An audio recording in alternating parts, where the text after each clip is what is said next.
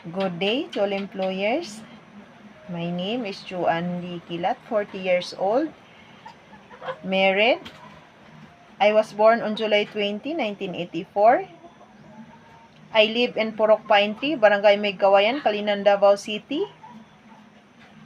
I have 4 children, ages 18 years old, girl, 3 boys, 16 years old, 6 years old, and 4 years old.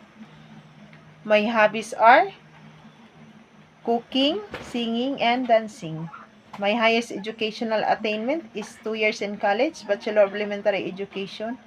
And I work here in the Philippines as a housemaid.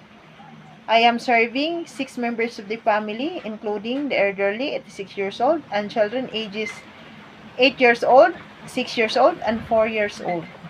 My duties are preparing their foods, washing the dishes, cleaning the house, washing their clothes, and ironing. And also I taking care of pets, dog, and cat.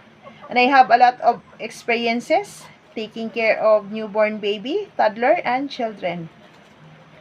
I like to work in abroad because I want to sustain the financial needs of my children and my family. And also for the studies of my children. I want to save money for their future.